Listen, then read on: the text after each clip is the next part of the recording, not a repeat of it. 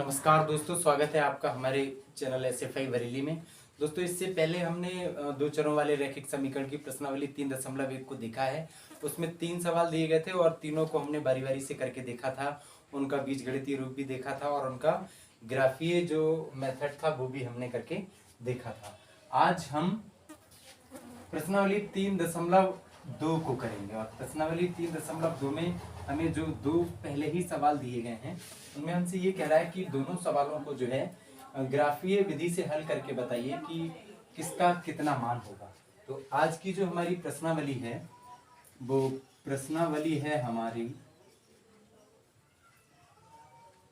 3.2 और 3.2 को ही हम हल करेंगे। तो पहला सवाल जो हमें दिया गया है, पहला सवाल हमसे ये कह रहा है कि कक्षा 10 के 10 विद्यार्थियों ने एक पहेली की प्रतियोगिता में भाग लिया। फिर कह रहा है कि यदि लड़कियों की संख्या लड़कों की संख्या से 4 अधिक हो तो प्रतियोगिता में भाग लिए लड़के और लड़कियों की संख्या बताइए। तो हम मान लेंगे, पहला सवाल, माना लड़कियों की संख्या x, लड़कियों की संख्या x व लड़कों की संख्या y है, व लड़कों की संख्या y है। कह रहा है कि कक्षा 10 के जो बच्चे हैं उन्होंने जो परीक्षा में भाग लिया वो केवल 10 बच्चों ने लिया है। तो प्रश्नानुसार हो जाएगा हमारा प्रश्नानुसार। तो कह रहा है बच्चों की जो संख्या है वो कुल संख्या x प्लस y बराबर 10 हो जाएगा। वही लड़के और लड़कियों की टोटल संख्या है तो दोनों को जोड़कर बराबर हमारी 10 हो रही है। इसी को हम मान लेंगे समीकरण नंबर 1। फिर दूसरे समीकरण में हमसे ये कह रहा है अगर लड़कियों की जो संख्या है वो लड़कों से 4 अधिक है तो लड़कियों की संख्या लड़कों से जब 4 अधिक होगी तो उसके लिए हम देखेंगे तो लड़कियों की संख्या लड़कों से 4 अधिक है, लड़कों से 4 अधिक है। जब लड़कियों की संख्या लड़कों से 4 अधिक है और लड़कियां हैं हमारी x और लड़के हैं हमारे y, तो इनकी संख्या लड़कों से 4 ज़्यादा है तो लड़कों की तरफ 4 को हम ऐड कर लेंगे।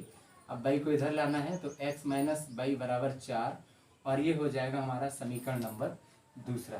तो हमें दो समीकरण मिल गए, एक x प्लस y बराबर 10 मिल गया और दूसरा x माइनस y बराबर 4 मिल गया। एक बार फिर समझ लेंगे, कह रहा है कि कक्षा 10 के 10 बच्चों ने एक प्रतियोगिता में भाग लिया था जिसमें जो है लड़कियों की संख्या लड़कों की संख्या से 4 ज़्यादा है। तो हमें प्रतियोगिता में भाग लिए लड़के और लड़कियों की संख्या को बताना है। तो हम मान लेंगे मानो लड़कियों की संख्या x है और लड़कों की संख्या y है। प्रश्नानुसार भाई दोनों की कुल संख्या बराबर 10 है।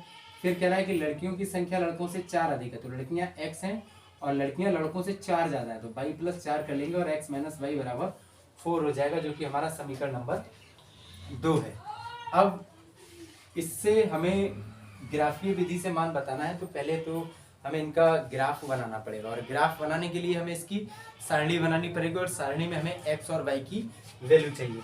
तो एक एक समीकरण करके हम देख लेंगे समीकरण 1 से। और समीकरण 1 में जब हम देखेंगे तो x प्लस y बराबर हमारा 10 दिया गया है तो y बराबर जब हम यहाँ पर निकालेंगे तो 10 माइनस का x आ जाएगा, ये इसका मान आ गया।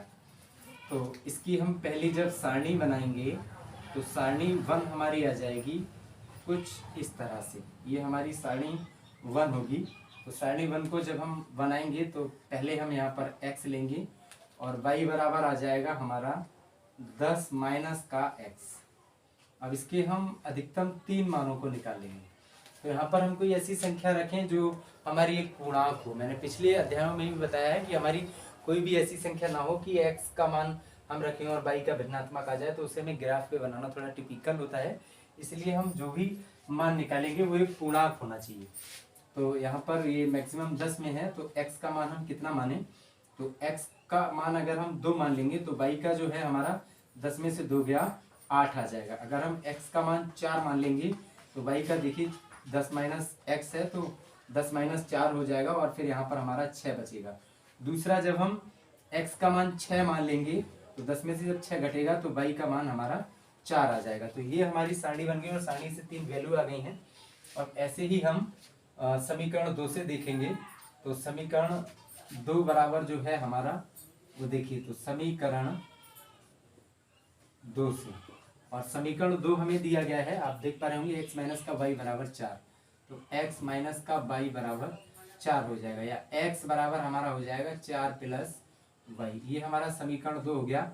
अब हम इसकी सारणी बना लेते हैं। सारणी कैसे बनाते हैं ये पिछले अध्यायों में भी हमने सीखा है और इसमें भी हम बनाकर थोड़ा सा देख लेते हैं। तो यहाँ पर हम x का मान ले लेंगे और y बराबर हमें दिया है, y बराबर हमारा हो जाएगा, ये सॉरी मैंने x का मान निकाल लिया है, हमें यहाँ पर y का मान चाहिए।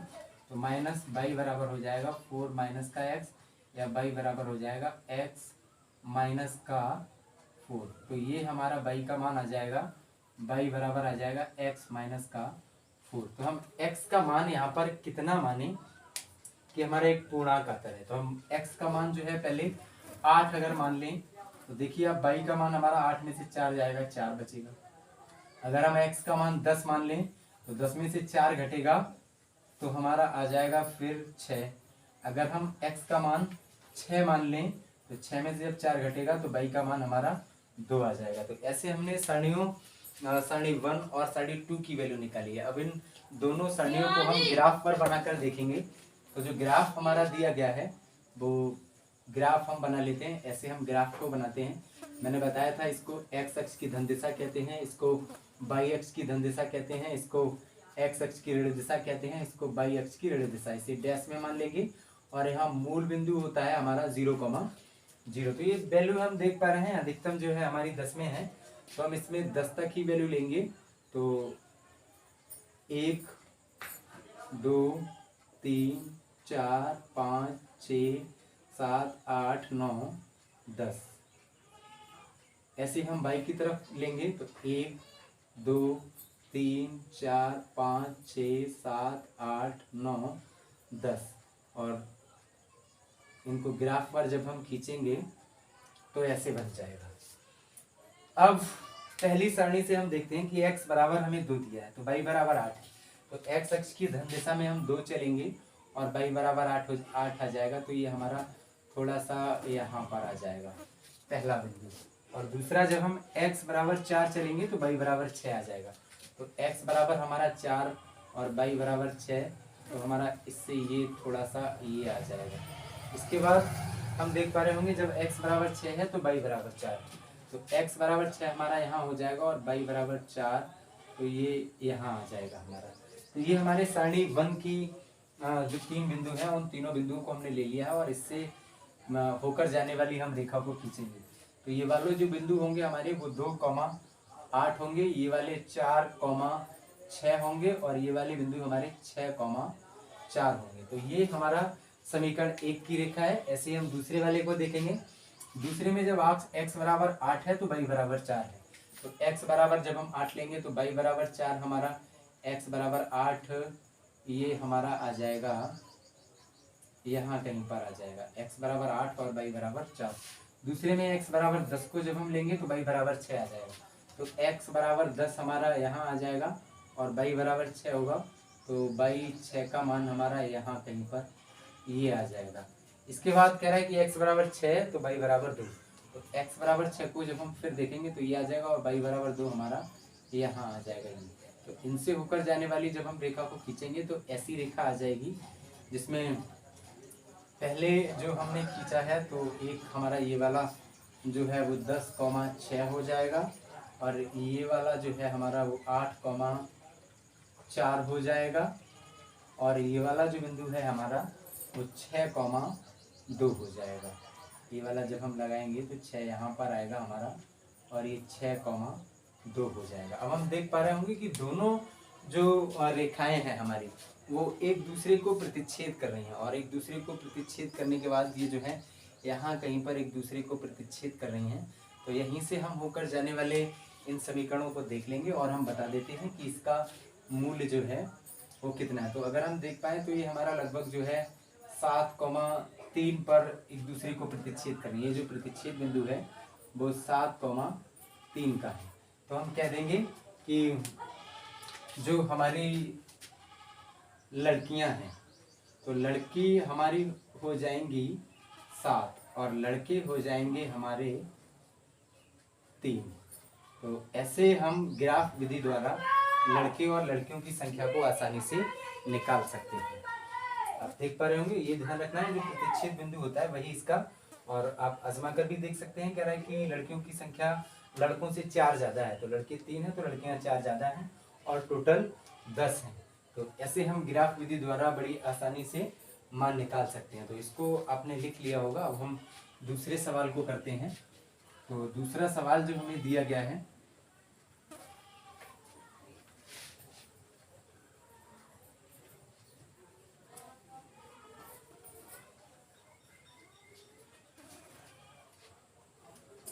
तो इसके दूसरे सवाल को जब हम देखेंगे तो दूसरा सवाल हमसे कह रहा है कि 5 पेंसिलों तथा 7 कलमों का मूल्य 50 रुपए है, जबकि 7 पेंसिलों और 5 कलमों का मूल्य जो हमारा है वो 46 रुपए है। तो कह रहा है कि कलम पेंसिल और कलम का मूल्य ज्ञात कीजिए, और वो भी इसको भी हमें ग्राफ विधि से ज्ञात करना है। तो हम क्या करेंगे, प्रश्न नंबर 2 को लेंगे और मान लेंगे, माना पेंसिल का मूल्य, माना पेंसिल का मूल्य ये बराबर x रुपए मान लेंगे, और तब कलम का रूप, कलम का मूल्य बराबर 22 रुपए हो जाएगा। फिर कह रहा है कि हमने 5 पेंसिलें तथा 7 कलमें 50 रुपए में खरीदी है। तो प्रश्नानुसार हो जाएगा हमारा ये, प्रश्नानुसार कह रहा है 5 पेंसिलें और 7 कलमें, तो 5 पेंसिलें और 7 कलमें 50 रुपए में खरीदी है। यही हमारा समीकरण नंबर 1 हो जाएगा। फिर कह रहा है कि 7 पेंसिलें और 5 कलमें 46 रुपए में खरीदी हैं, तो 7 पेंसिलें और 5 कलमें जो हैं 46 रुपए में खरीदी हैं। इसको हम मान लेंगे समीकरण नंबर 2। तो ये हमारे 2 समीकरण आ गया। अब दोनों समीकरणों को लेकर हम ग्राफ बनाएंगे, दोनों के x और y के 2 सारणियां बनाकर मान निकालेंगे। सारणी बनाना आप समझ चुके होंगे, क्योंकि इससे पहले हम कई सवालों में सारणी बना चुके हैं। तो सारणी बनाएंगे हम, तो उससे पहले समीकरण 1 से देखेंगे। तो समीकरण 1 से, और समीकरण 1 में हमें दिया है 5x + 7y बराबर 50। या हमें y का मान चाहिए, तो 7y को यहीं रहने देंगे, 5x 50 की तरफ जाएगा, तो 50 माइनस का 5x या y बराबर हो जाएगा, अभी इसके बटे में पहुंच जाएगा, तो 50 माइनस का 5x बटे हो जाएगा हमारा 7। तो ये y का मान आ गया। अब हम सारणी को बना लेंगे। तो सारणी फर्स्ट हमारी, ऐसे हम सारणी को बनाते हैं, और ये सारणी बन गई हमारी। इसमें हमें दिया है x और y बराबर आ गया है हमारा 50 माइनस का 5x और बटे में 7। अब बारी बारी से हम इनके मैक्सिमम 3 मानों को निकाल लेंगे। तो x का हम कितना मान माने कि 7 से भाग भी हो जाए और एक पूर्णांक बच रहे। तो x बराबर, जब हम 20 हो जाएगा, 30 बचेगा, तो x बराबर हम कितना रखें, क्योंकि ये जो हमें 5x दिया है वो इसकी गुणा में है, तो x बराबर हम कितना रखें कि क्रिएट वैल्यू मिल जाए। तो देखिए, अगर हम x बराबर 2 को रखेंगे तो 10 हो जाएगा, जो कि कटेगा नहीं। अगर हम x बराबर 3 को रख लेंगे तो ये हमारा कट जाएगा। तो x बराबर जब हम 3 लेंगे और 3 की 5 में गुणा होगी, 3 पंजे 15, और 50 में से जब 15 घटेगा तो 35 बचेगा, और 7 से जब इससे भाग हुआ तो 7 पंजे 35, ये हमारा 5 आ जाएगा। दूसरा हमसे कह रहा है, हम देखेंगे कि कितना माने। तो x बराबर, अब हम कितना माने, तो x बराबर देखिए, अगर हम 4 को मान लेंगे तो 30 बचेगा, नहीं कटेगा। अगर हम 5 मान लें, 5 25, 25 बचेगा, ये भी नहीं कटेगा। अगर हम 6 को मान लें तो 30 बचेगा, अगर 2 को मान लें 10 हो जाएगा, 40 बचेगा, तब भी नहीं कटेगा। और x बराबर अगर हम -3 को मान लें तो 15 और 5 65, तब भी ये हमारा नहीं कट पाएगा। तो कुछ ऐसा गुणांक हम माने कि सवाल हमारा आसानी से हो जाए। मैं चाह रहा था कि हम इसमें कोई ऐसी भिन्नात्मक संख्या ना माने जिससे कि हमें आंसर लाने में इसकी परेशानी हो।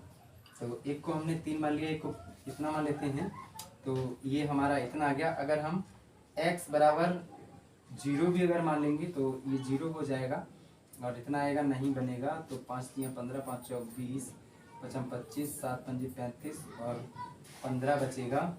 तो 5 8 40, 10 बचेगा, 5 में 45, 5 बचेगा। तो अब यही करना पड़ेगा हमें इसमें कि कोई भिन्नात्मक संख्या मानना पड़ेगा। तो हम अब मान लेते हैं, हमने मान लिया कि जब x बराबर हमारा 4 है तो 5 चौक 20 यहाँ 30 बचेगा और 30 को जब 7 से भाग देंगे तो 7 चौक 28 आ जाएगा और फिर 2 बचेगा, तो 7 दूनी 14 आ जाएगा और फिर हमारा 2 बचेगा तो यहाँ 20 हो जाएगा। तो फिर ऐसे ही हम इतना मान सकते हैं। अब हम x बराबर 5 को मानेंगे तो ये हो जाएगा फिर हमारा 5 25, 25 बचेगा, 25 से 7 को भाग देंगे तो 7 3 21, 3 आएगा और फिर हमारा 4 बचेगा तो 7 5 35, इसको लगभग हम 3.5 मान लेंगे। तो ये हमारी सारणी 1 का आ गया है। ऐसे ही अब हम सारणी 2 का मान निकालेंगे और सारणी 2 के लिए हमें समीकरण 2 को लेकर चलना पड़ेगा। तो समीकरण 2 को पहले हम देखेंगे। समीकरण 2 जो है हमारा वो दिया है 7x + 5y बराबर 46, या y का हमें मान चाहिए है तो 5y बराबर हो जाएगा 46, 7x इधर आके घट जाएगा -7x, या y बराबर आ जाएगा 46 माइनस का 7x बटे में ये 5, क्योंकि ये पक्षांतर करने पर 5 इसके बटे में आ जाएगा। तो सारणी जब हम 2 बनाते हैं तो सारणी नंबर 2, और सारणी 2 को भी हम वैसे ही बनाएंगे जैसे हमने सारणी 1 को बनाया। तो यहाँ पर हम x ले लेंगे और y बराबर आ जाएगा हमारा 46 माइनस का 7x बटे 5। तो इसमें अब हम मानों को ले लेंगे। जब हम x बराबर 3 अगर यहाँ पर ले लें तो x बराबर जब 3 लेंगे तो x की 3 से गुणा होगी, 7 3 21, और 46 में से जब 21 हमारा घटेगा तो 25 बटेगा और 25 से 5 को जब भाग देंगे तो 5 आ जाएगा। इसके बाद हम x बराबर ले लेते हैं 4 को ले लेते हैं। तो x बराबर जब हम 4 लेंगे तो 7 चौक 28 और 46 में से जब हमारा 28 जो है घटेगा तो ये हमारा फिर 18 बचेगा और 5 को जब 18 से भाग देंगे तो 5 3 15 और 5 छक्के 30 आ जाएगा। ऐसे ही हम x बराबर जब 5 को लेंगे तो ये 7 5 35 और 16 में से जब 35 घटेगा हमारा तो 11 आएगा। जब 5 से 11 को भाग देंगे तो 5 दूनी 10 और 5 दूनी 10 और 5 दूनी 10 और फिर 5 दूनी 10, 2 आ जाएगा। तो ये हमारे दोनों समीकरणों की 2 सारणियाँ बन चुकी हैं और दोनों सारणियों से बनाकर हम ग्राफ को देख लेंगे। तो ग्राफ जो है हमारा वो जैसे अभी हम बना चुके हैं वैसे ही बना लेंगे। यहाँ पर ये बिल्कुल बीचों बीच में मूल बिंदु होता है हमारा 0,0, इसको x अक्ष की धन दिशा कहते हैं, इसको y अक्ष की धन दिशा कहते हैं, और ये x अक्ष की ऋण दिशा होती है और ये y अक्ष की ऋण दिशा होती है। अब हम देख पा रहे होंगे इसमें जो हमारे मान हैं वो मैक्सिमम 5 तक ही हैं। तो हम कुछ ऐसा ले लें जिससे कि सवालों में थोड़ी सी आसानी हो जाए हमें। तो वो कितना आ जाएगा हमारा, देखिए 1 2 3 4 5 6, 1 2 3 4 5 6 7, और इस पे अब हम ग्राफ विधि द्वारा इसके मूल्यों का पता करेंगे।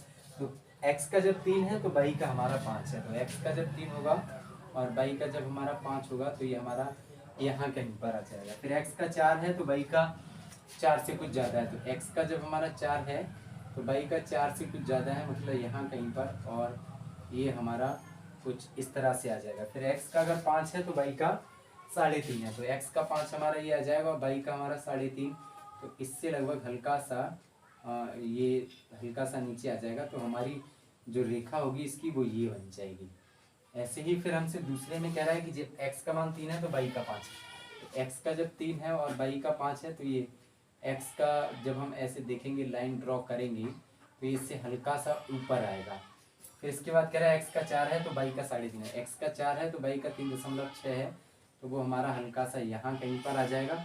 फिर x का 5 है तो y का 2.2 है, तो x का जब 5 है y का 2.2, ये हमारा, तो ये जो हमारी रेखा बनेगी वो कुछ ऐसी रेखा बनेगी ये वाली। तो ऐसे हम देख पा रहे होंगे कि जो दोनों रेखाएं हैं हमारी वो इस ग्राफ को एक दूसरे से काटती हैं। तो यहाँ कहीं पर जो इनका ये उभयनिष्ठ बिंदु होगा वही हमारा कलमों का और पेंसिलों का मूल हो जाएगा। तो यहाँ पर अगर हम देखें तो ये हमारा 4 से हल्का सा कम है, जो हम मान लेंगे कि लगभग 3.75 है। और बाई का जब हम देखेंगे तो बाई का लगभग ऐसे ही है। तो बाई का जब 3.75 रुपये हो जाएगा, और बाकी जो बचेगा वो हमारा फिर एक्स का मान हो जाएगा। एक्स का 3.75 है, इससे मल्टीप्लाई कर लेंगे, बाकी जो बचेगा वो फिर हमारा बाई का मान आ जाएगा। तो देख लीजिए एक्स का हमारा आ गया है 3.75। तो बाई का जब हम निकालेंगे तो कितना आ जाएगा वो आप देख सकते हैं। तो 5 की जब 3.75 में हम मल्टीप्लाई करेंगे तो 25 के 5, 5 सत्ते 35 और 2 37 के साथ, 5 तियाँ 15 और 3 18, ये आ जाएगा 18 रुपये 75 पैसे। अब जब 18 रुपये 75 पैसे को हमें 50 में से घटाना है तो ये कितना आ जाएगा हमारा 1800 बचेगा, और 4 में से 1 गया तो 3 बचेगा, लगभग 32।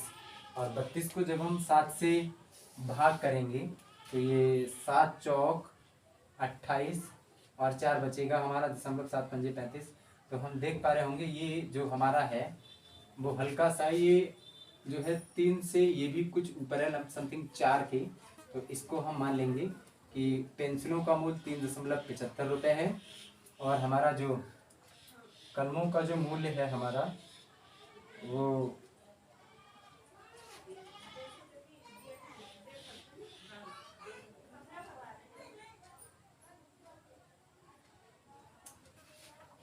4 से कुछ हल्का सा ज़्यादा आ जाएगा। तो ऐसे हम कलमों और पेंसिलों के मूल्य को आसानी से निकाल सकते हैं। तो दोस्तों अगर ये आपको वीडियो अच्छा लगा हो, हेल्पफुल लगा हो, तो प्लीज़ हमारे चैनल को लाइक कीजिए, चैनल को सब्सक्राइब कीजिए, वीडियो को लाइक कीजिए, शेयर कीजिए। ये वीडियो देखने के लिए आपका बहुत बहुत शुक्रिया।